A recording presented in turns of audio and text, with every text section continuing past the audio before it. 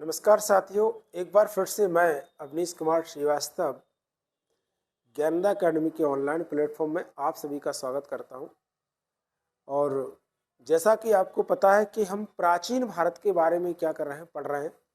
और मैंने आपको प्राचीन जो भारत है, इस प्राचीन भारत की जानकारी के जो स्रोत थे उस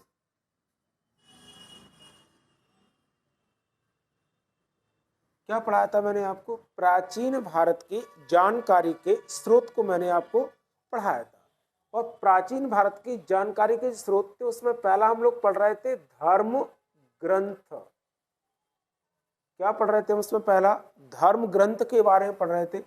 और धर्म ग्रंथ के अंतर्गत हमने क्या पढ़ाया था? वेद मैंने आपको पढ़ा दिया, उपनिषद मैंने आपको पढ़ा दिया, इसके बाद मैंने आपको वेदांग पढ़ा दिया, इसके बाद पुराण पढ़ा दिए, इसके बाद महाकाव्य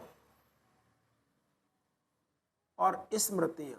इतने सारे जो धर्म ग्रंथ थे जिनसे हमको प्राचीन भारत के बारे में जानकारी जो प्राप्त होती है, ये सब मैंने आपको क्या किया, अभी चला जो मेरा वीडियो था प्राचीन भारत की जानकारी के प्रमुख स्रोत में, उसमें मैंने आपको धर्म ग्रंथ से संबंधित जितनी भी सारी चीजें थी वो सारा का सारा मैंने आपको क्या किया, बता दिया। और आशा करता हूं कि आपको मेरा वीडियो अच्छा लगा होगा। और उसी आशा के साथ हम आज से फिर से नेक्स्ट क्लास के लिए, नेक्स्ट क्लास में हमको क्या करना है, जानकारी के जो हमने 4 स्रोत पढ़े थे, पहला कौन सा बताया था? धर्म ग्रंथ। दूसरा मैंने बताया था क्या आपको? ऐतिहासिक ग्रंथ।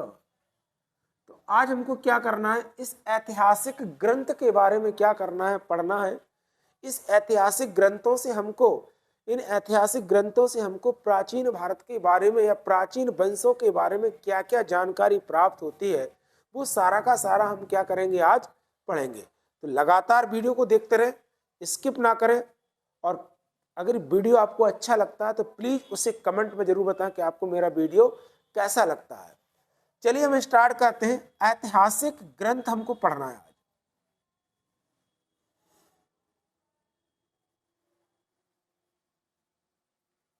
ऐतिहासिक ग्रंथ, ऐतिहासिक ग्रंथ में हम क्या करते हैं, 2-3 चीजों को पढ़ेंगे। पहला तो पढ़ेंगे बुद्ध साहित्य या बुद्ध से संबंधित ग्रंथ या बौद्ध ग्रंथ।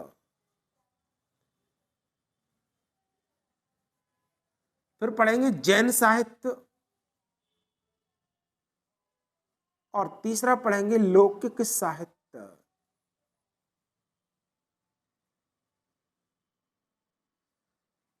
तो ऐतिहासिक ग्रंथ के अंतर्गत हमको क्या क्या पढ़ना है? पहला बौद्ध ग्रंथ, दूसरा है जैन साहित्य या जैन ग्रंथ, और तीसरा क्या पढ़ेंगे, लौकिक साहित्य से संबंधित जितने भी सारे ग्रंथ हैं वो सब हम किसके अंतर्गत पढ़ेंगे? ऐतिहासिक ग्रंथ के अंतर्गत पढ़ना है। तो बौद्ध ग्रंथ में ज्यादा तो कुछ है नहीं। तो बौद्ध ग्रंथ से हमें किसके बारे में जानकारी प्राप्त होगी? बुद्ध से संबंधित जितनी भी सारी जानकारी है वो हमें कहां से प्राप्त होगी? बौद्ध ग्रंथ से। और बुद्ध चरित्र जो पुस्तक है, तो पहला तो हमसे यही पूछ लेता है कि बुद्ध चरित्र पुस्तक के लेखक कौन है। तो बुद्ध चरित्र पुस्तक के लेखक कौन थे? अश्वघोष थे। और इस बुद्ध चरित्र पुस्तक को बौद्ध धर्म का क्या कहते हैं? महाकाव्य कहा जाता है। बुद्ध चरित्र पुस्तक को क्या कहा जाता है? बौद्ध धर्म का महाकाव्य कहा जाता है। यदि हमसे क्वेश्चन पूछे कि बौद्ध धर्म का महाकाव्य किसे कहा जाता है, तो बुद्ध चरित्र पुस्तक को कहा जाता है। इस पुस्तक की रचना किसके द्वारा की गई? इस पुस्तक की रचना किसके द्वारा की गई? अश्वघोष के द्वारा इसकी क्या की गई? रचना की गई। तो इस जो ग्रंथ है, इससे हमें बुद्ध से संबंधित जितनी भी सारी चीजें हैं उनकी जानकारी हमें कहां से प्राप्त होती है? बुद्ध से। एक और पढ़ते हैं कि बौद्ध साहित्य को हम क्या कहते थे? त्रिपिटक कहा जाता था। क्या कहते थे? बौद्ध साहित्य को त्रिपिटक कहते थे। पहला था सुत्त पिटक, दूसरा था विनय पिटक, तीसरा कौन सा है? अभिधम्म पिटक। इनके बारे में जब बौद्ध धर्म पढ़ेंगे तब मैं बताऊंगा आपको। पहला है सुत्त पिटक, दूसरा है विनय पिटक, और तीसरा कौन सा है, अभिधम्म पिटक। इन 3 पिटकों से हमें बुद्ध का क्या दर्शन था, अनुशासन के क्या क्या नियम थे, जितनी भी सारे बुद्ध से संबंधित जो चीजें थी उन सबके बारे में हमें जानकारी कहाँ से मिलती है, इस त्रिपिटक से संबंधित मिलती है। इन 3 पिटकों के बारे में जब मैं आपको बौद्ध धर्म पढ़ाऊंगा, उस बौद्ध धर्म में बताऊंगा कि सुत्त पिटक में क्या था, विनय पिटक में क्या था और अभिधम्म पिटक में क्या क्या दिया गया था। दूसरा आते हैं जैन साहित्य के बारे में। तो जैन साहित्य को पहले तो हमसे ही पूछेगा कि जैन साहित्य को क्या कहा जाता था। तो जैन साहित्य को क्या कहा जाता था, आगम कहा जाता था। बौद्ध साहित्य को त्रिपिटक, जैन साहित्य को क्या कहते थे, आगम के नाम से जानते थे। और जैनियों का एक प्रसिद्ध ग्रंथ है कल्प सूत्र। कौन सा है, कल्प सूत्र इनका प्रमुख ग्रंथ है, जिसकी रचना किसके द्वारा की गई, भद्रबाहु के द्वारा की गई। और इस पुस्तक से हमको क्या मिलता है, जैन धर्म के बारे में प्रारंभिक जानकारी वगैरह क्या होती है, प्राप्त होती है। ये तो हो गया आपका क्या, जैन धर्म और जैन साहित्य और बौद्ध साहित्य। तो ये जो इम्पोर्टेंट जो पार्ट था वो हमारा क्या था, इम्पोर्टेंट पार्ट क्या था, लौकिक साहित्य के बारे में हमें क्या करना है, पढ़ना है थोड़ा सा, कि उनसे हमको प्राचीन भारत के बारे में क्या क्या जानकारी प्राप्त होती है।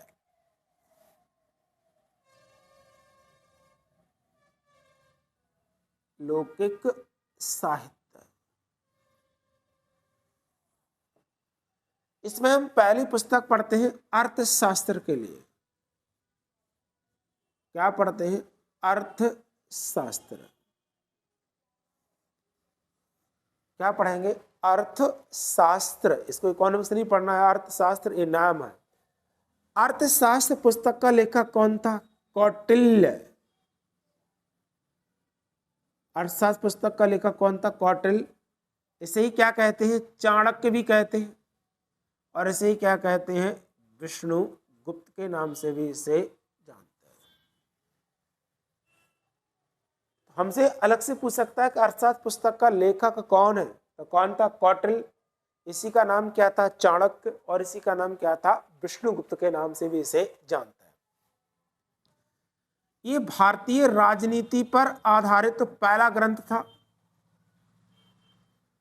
किस पर आधारित था, भारतीय राजनीति पर आधारित क्या था, ये पहला ग्रंथ था।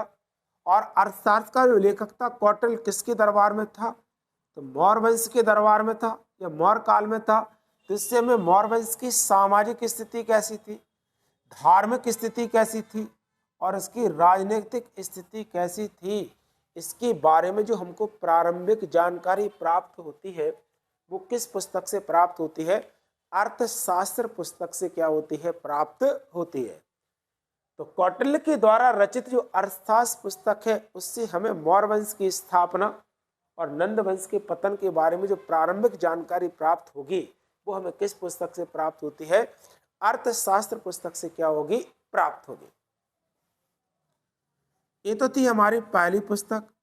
इसके बाद दूसरी पुस्तक कौन सी है, दूसरी कौन सी है, महाभाष्य।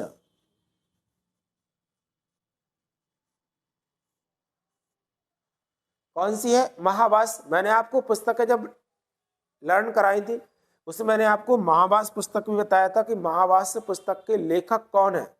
तो महाभाष्य पुस्तक के लेखक कौन थे, पतंजलि थे। महाभाष्य पुस्तक के लेखक कौन थे, पतंजलि थे। और पतंजलि किसके दरबार में था, तो शुंग वंश के शासकों के समय में था। किसके समय में था, शुंग वंश के शासकों के समय में कौन था, पतंजलि था। तो इस पुस्तक से हमें शुंग वंश की स्थापना और इसकी प्रारंभिक जानकारी यदि हमसे पूछे किसके बारे में प्राप्त होती है, तो महाभाष्य पुस्तक से हमको शुंग वंश के बारे में क्या होती है, प्रारंभिक जानकारी क्या होती है, प्राप्त होती है।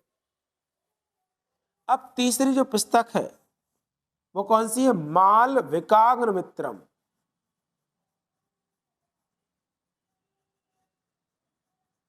मालविकाग्निमित्रम कौन सी पुस्तक है? मालविकाग्नि मित्रम। इस पुस्तक के जो लेखक है वो कौन थे? कालिदास थे। और इस पुस्तक से हमें, या मालविकाग्नि मित्रम से हमें किस वंश के बारे में जानकारी प्राप्त होती है? तो शुंग वंश के बारे में ही प्रारंभिक जानकारी प्राप्त होती है।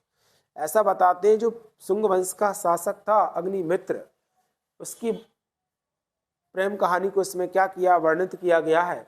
और तो इस पुस्तक से हमको किसके बारे में जानकारी मिली? शुंग वंश के बारे में जानकारी प्राप्त होती है। पर कुछ ऐतिहासिक जो अपने इतिहासकार हैं वो ये बताते हैं कि कालिदास गुप्त वंश के शासकों के समय में रहा है, चंद्रगुप्त द्वितीय के दरबार में रहा है। तो इस पुस्तक से हमको, या कालिदास के जितने भी सारे ग्रंथ हैं उनसे हमें क्या होती है? गुप्त वंश के बारे में प्रारंभिक जानकारी क्या होती है? प्राप्त होती है। इसके बाद आता है चौथी जो पुस्तक है वो कौन सी है? मुद्रा राक्षस।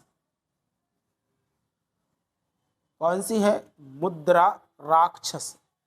पहले तो हमसे पूछेगा मुद्रा राक्षस पुस्तक के लेखक कौन है? तो मुद्रा राक्षस पुस्तक के लेखक कौन थे? विशाखा दत्त थे।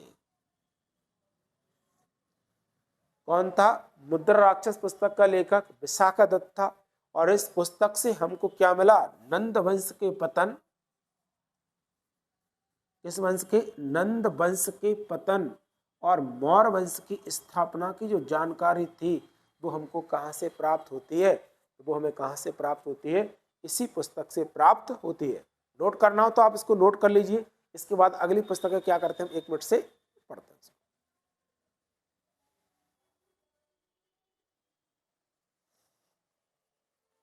नोट कर लिया सभी ने? अब इसके बाद जो हमको पढ़ना है वो किसके बारे में पढ़ना है? मृक्षकटिकम पुस्तक है एक। कौन सी पुस्तक है? मृक्षकटिकम। मृक्षकटिकम जो पुस्तक है इसका लेखक कौन था? शूद्रक था। मृक्षकटिकम जो पुस्तक था उसका लेखक कौन था? शूद्रक था। और इस पुस्तक से हमको प्राचीन भारत में जो गुप्त वंश था, तो गुप्त वंश के बारे में जानकारी प्राप्त कहाँ से हो जाती है? मृक्षकटिकम पुस्तक से क्या होती है? प्राप्त होती है। इसको हटा दे, इसको अगर लिख लिया आपने, नोट कर लिया हो तो। अब देखिए इसके बाद जो पुस्तक थी वो कौन सी थी? हर्षचरित थी। कौन सी पुस्तक थी आपकी? हर्षचरित। अब हर्षचरित जो पुस्तक का लेखक, कई बार एग्जाम में हमसे पूछता है कि हर्षचरित पुस्तक के लेखक कौन थे? हर्षचरित पुस्तक के लेखक कौन थे? बाणभट्ट थे। कौन था? हर्षचरित पुस्तक के लेखक कौन थे? बाणभट्ट थे। इनकी एक पुस्तक और थी कादम्बरी, ये भी पूछ जाता है एग्जाम में, यहीं पे लिख देता हूं मैं। कादम्बरी यदि पूछे, ये भी किसकी थी? बाणभट्ट की थी। दोनों किताबों के लेखक कौन थे? हर्षचरित। और कादम्बरी पुस्तक के लेखक कौन थे?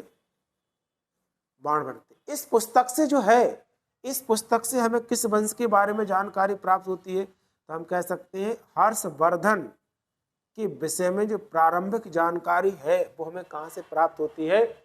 हर्षचरित पुस्तक से प्राप्त होती है। क्यों होती है? कि बाणभट्ट इनका क्या था? दरबारी कवि था, इन्हीं के दरबार में था। और इसी के दरबार में इसने क्या की? हर्षचरित पुस्तक के लेखक की। तो हर्ष के चरित्र से संबंधित जितनी भी सारी चीजें वो हमें किस पुस्तक से प्राप्त होती है? इसी पुस्तक से प्राप्त हो जाती है। अब इसके बाद जो हर्षवर्धन था, हर्षवर्धन भी क्या था? उच्च कोटि का कवि और नाटककार था। इसने भी क्या किया? 3 नाटकों की रचना की। पहला कौन सा था? नागानंद, प्रियदर्शिका, और तीसरा कौन सा था? रत्नावली। तो पहला नागानंद, दूसरा प्रियदर्शिका और तीसरी क्या थी? रत्नावली। 3 ग्रंथों की रचना स्वयं हर्षवर्धन ने की। और इन पुस्तकों से या इन नाटकों से भी हमको क्या होता है? हर्षवर्धन के विषय में प्रारंभिक जानकारी क्या हो जाती है? प्राप्त हो जाती है। तो ये कुछ प्राचीन भारत के ऐतिहासिक ग्रंथ हैं। इसके बाद अपन पढ़ते आगे।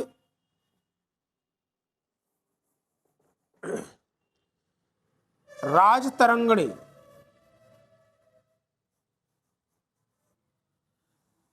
राजतरंगिणी पुस्तक का लेखक कौन था? कल्हण था।